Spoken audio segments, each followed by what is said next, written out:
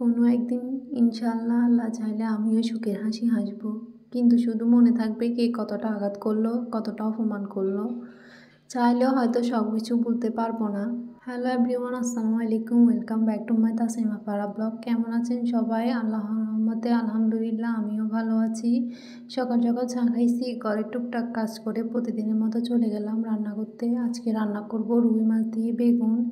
এখানে মাছগুলো ফ্রাই করে নিব। আমরা ছোটো ফ্যামিলি, মাত্র 4-5 জন মানুষ, তাই বেশি রান্নার প্রয়োজন হয় না। আমার ফ্যামিলি ছোট হলেও আমাদের উপর সবার নজর বেশি। খারাপ সময় পার করতেছি, তবুও বলবো আলহামদুলিল্লাহ। যখন আপনি খারাপ সময় পার করবেন, কেউ বলবে না কেমন আছিস, খোঁজ নিবে না আপনি কিভাবে দিন পার করতেছেন, কোন পরিস্থিতিতে আছেন। যদি একবার সুযোগ পায়, আপনি অন্যায় না করলেও আপনার বিচার করার জন্য অনেকজন দাঁড়িয়ে যাবে, অথচ আপনার কোনো অন্যায় নাই। যার গার্ডিয়ান অল্প বয়সে দুনিয়া থেকে চলে যায়, সে বুঝে এই বর্তমান সমাজে প্রত্যেকটা মানুষের সাথে দিন পার করা।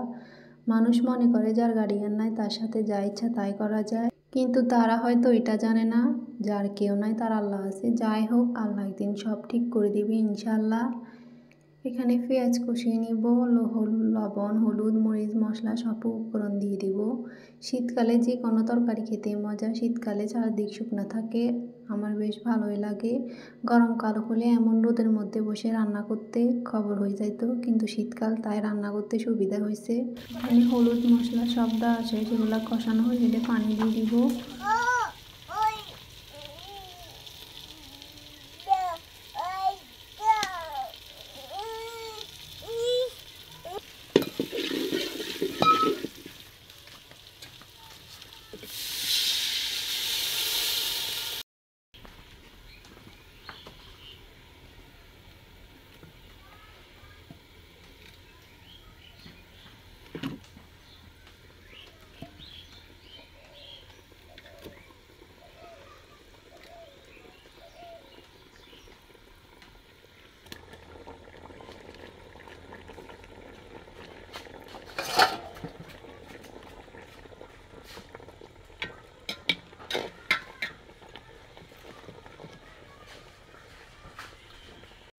ঘরের টুকটাক কাজ সব শেষ করে খাওয়া দাওয়া করতে চলে যাব।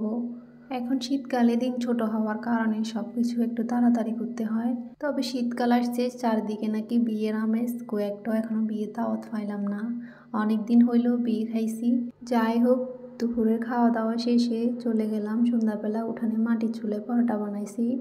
শীতকালে চুলার পাশে এভাবে নাস্তা করার মজাই আলাদা। যারা গ্রামে থাকে তারা বুঝবে এটার আনন্দ। এমন অনেক আছে যারা শহরে থাকে, গ্রামে শীতকাল উপভোগ করার জন্য গ্রামে ছুটে আসে। আমার আম্মু নাকি আমার হাতে পরোটা বেশি ভালো লাগে, তাই আম্মুর জন্য আজকে বানালাম। এখানে আপু একটা একটা করে বেজে নিচ্ছে। তবে এখনো এমন শীত পড়ে নাই যে চুলার পাশে বসে আগুন পোয়াতে হবে, তবুও আগুনের তাপগুলো অনেক ভালো লাগতেছে। একটু হলেও ফুটছে শীত, পুরোপুরি না ফুটলেও। আজকে এই পর্যন্ত। সবাই অনেক অনেক সুস্থ থাকবেন, ভালো থাকবেন। Thank for watching. আসসালামু আলাইকুম।